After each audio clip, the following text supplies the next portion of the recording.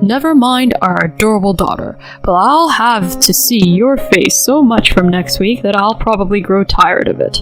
Doesn't have to be a video call, right? My husband, who is currently on a business trip, turned off the camera as soon as the video call with our daughter ended. Lately, he has been distant like this towards me. Despite feeling hurt, I continued the conversation and asked him about the flight schedule for next week and made arrangements for his pickup. The conversation quickly ended. Well, I'm going to hang up now. Good night. Yeah, good night.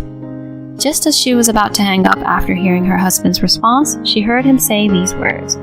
Alright, it's safe now. Hey, you can come back to this room. It seems like my husband mistakenly thought the call had ended. Upon overhearing the conversation between him and another person, I made up my mind to send him to hell. My name is Alice. I am a 34-year-old working woman. I met my husband Dominic at the company where we both worked when we were single. We were colleagues in the same department, and as we got along well both professionally and personally, we fell in love and started dating. In our second year of dating, Dominic proposed to me, and I happily accepted. Both of our parents were thrilled, and even our mutual boss blessed us. We had a blissful wedding. Afterward, I became pregnant quickly. To prepare for parenthood, I resigned from my job right after giving birth so I could work from home. Since then, I have been working from home as a self-employed individual, while Dominic continued to work at his original company. Our daughter, Emma, was born during that time. Dominic lifted the newborn Emma and said the following. She's so adorable. Alice, thank you for giving birth to such a cute daughter. It seems like you're already proudly displaying your parental affection. What's wrong with that? Emma, I'm your daddy. While witnessing such a scene, I truly felt that marrying Dominic was the best decision I had ever made, from the bottom of my heart.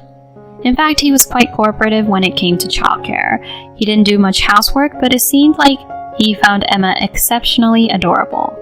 He took the initiative in handling tasks like feeding her milk and changing diapers.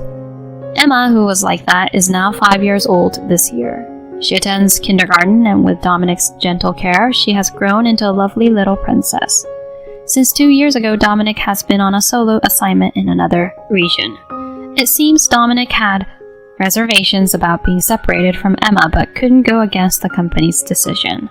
Reluctantly, he complied. Initially, I also had concerns about my husband, who was a partner in parenting, going far away. However, my parents at home encouraged me by offering their support, and my in-laws who live nearby said the following. Alice, while Dominic is away, if you have any problems or difficulties, don't hesitate to rely on us. My father-in-law is physically imposing and has a stern appearance. To put it bluntly, he looks intimidating. According to my husband, he used to be quite a strict person, being a former police officer. So even now, Dominic isn't very comfortable around his father. However, my father-in-law has always been kind to both me and Emma, and I've considered him to be a wonderful person. On the other hand, his mother-in-law is gentle and calm. To us, Alice is a precious daughter, and Emma is our beloved granddaughter. While Dominic is away, we'll do anything we can to help. I cherished my mother-in-law just as much as my own mother. Emma also considers Dominic's parents as her grandparents. With their help, I felt that I could endure my husband's 2-year solo assignment. That's what I believed. And now Dominic is entering his second year of being away on assignment. He will be returning here in 3 more months. Both Emma, Dominic, and I were looking forward to it eagerly. And at that moment, Emma was having her usual video call with Dominic. Daddy, today I played a lot with my friends from kindergarten. That's great, Emma.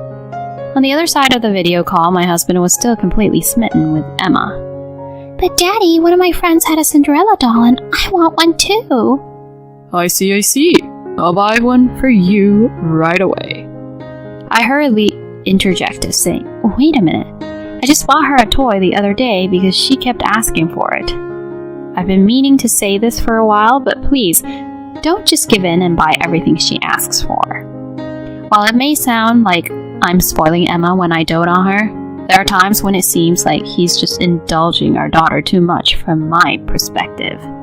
He ends up buying her whatever she likes and easily indulges our daughter's whims. Just recently, he bought her a makeup set that cost over $130 just because Emma wanted it, even though she's still too young for it. At that moment, Dominic wore an unhappy expression during the video call. What's the big deal? It's just something small like that. Don't you think Emma is cute? Of course she's adorable. That's exactly why we need to teach her some restraint. You're being too strict with Emma, don't you think? Dominic and I had somehow started a minor argument without realizing it. That's when Emma interrupted, saying, "Mom and Dad, don't fight! I don't need the Cinderella doll, just get along, okay?" As Emma sniffled, I quickly apologized, but Dominic still seemed dissatisfied. See, you make Emma cry like this. Are you some kind of monster? Let's stop this in front of Emma. We'll talk later over the phone. No need for you to call later, especially not for Emma. Goodbye, Emma. Daddy will be back soon. I sighed and ended the video call. Lately, Dominic and I haven't been getting along well. The main cause of our arguments has been our differing approaches to Emma's upbringing. But besides that, I feel like Dominic has become distant from me in some way. In the early days of his assignment, he used to have long phone conversations with me even after Emma had fallen asleep. But that has also dwindled away. Nowadays, he only engages in video calls with Emma, and it seems like talking to me is a burden for him. He used to be such a good husband and a good father. Is there some reason behind this change?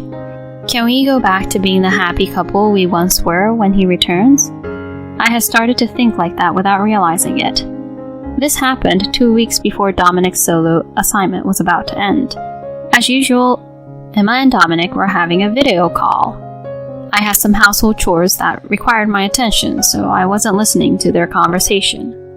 After finishing the video call, Emma happily rushed over to me. "You know, Daddy said he's going to buy what I want." "Huh? Again?" Dominic seems to be planning to buy another toy. I asked Emma with a sigh. "Emma, you should stop asking Daddy for everything. So what did you ask for this time?" "You see, I asked Daddy for a little brother or sister." "Huh?" "The stork is going to bring a little brother or sister real soon. Just wait, you'll see." "Yay!" Certainly, Emma had been saying things like this lately. However, due to Dominic's solo assignment and our age, we had no plans to have more children. So to readily agree to something like this, I immediately called Dominic. "Hello, what's up?" In response to somewhat grumpy husband, I calmly told him, "Emma told me. Did you really agree to her wanting a little brother or sister?" Well... Dominic's voice sounded a bit awkward. "No, that's not okay. We've already decided that we're not having any more children, right?"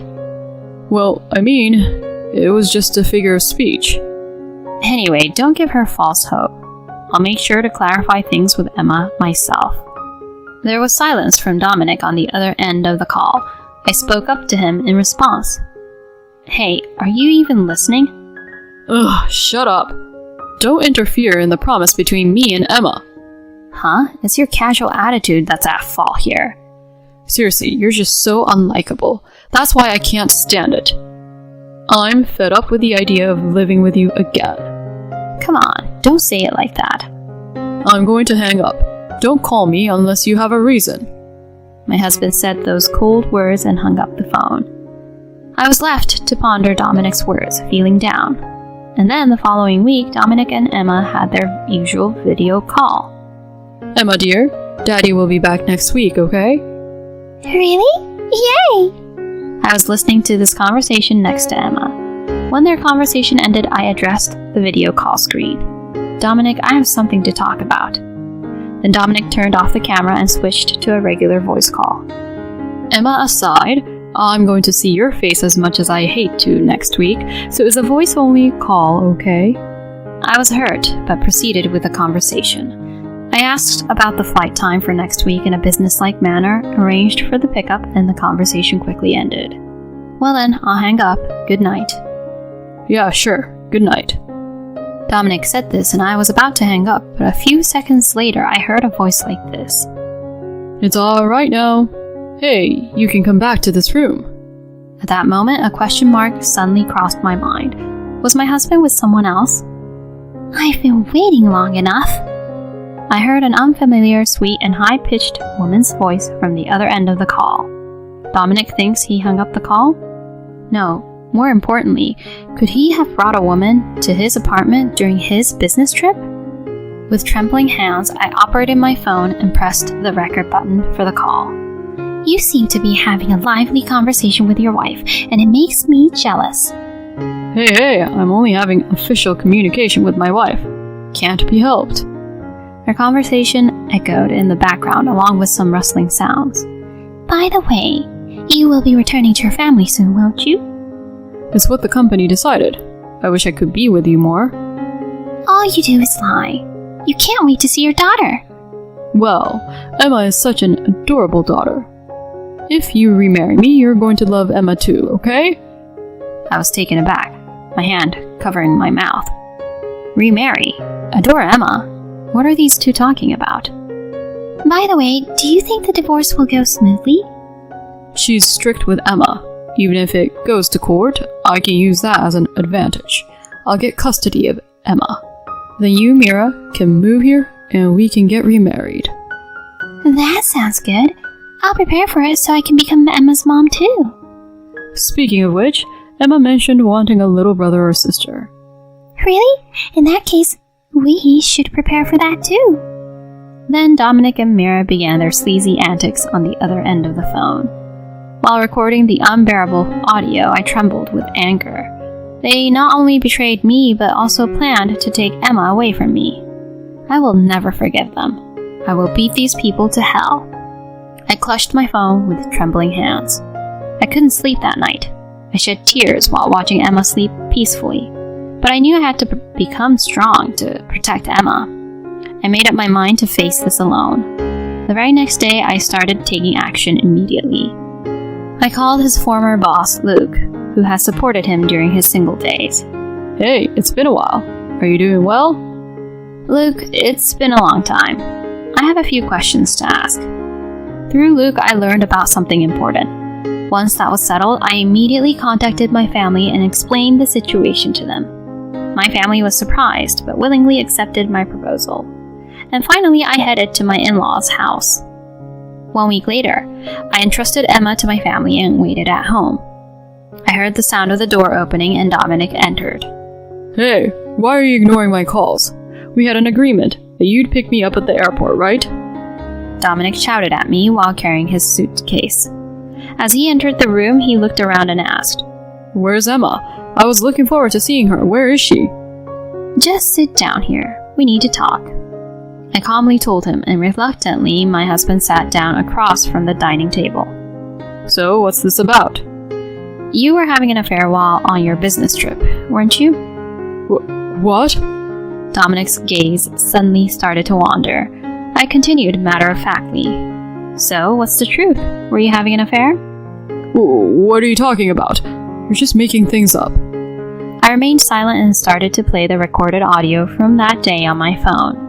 Dominic's face turned pale instantly. Huh? What is this? You thought you had hung up, but you hadn't. Thanks to that, I collected enough evidence. Now admit it with your own words. Finally, Dominic decided to come clean. Oh, that's right. I found a cute girlfriend over there. Younger and with a better personality than you. You're no longer of any use to me. Leave Emma and get the hell out of here. In the next moment, the door to the room leading to the living room burst open. As Dominic saw the person standing there, his eyes widened like saucers. There, my father-in-law, mother-in-law, and his boss, Luke, were present. Dad? And Mom? And Luke? Why are you all here? You stupid son. My father-in-law shouted briefly and then approached Dominic. He grabbed Dominic by the collar and executed a perfect throw, slamming Dominic onto the floor. Dominic's eyes rolled in pain. Hey, Dad, why are you suddenly doing this? It hurts. What are you doing, you idiot? You betrayed Alice, who had been working hard to raise your child while you were away. Don't you feel ashamed for indulging in affairs while she was giving her all? Well, it couldn't be helped. Everyone makes mistakes, right?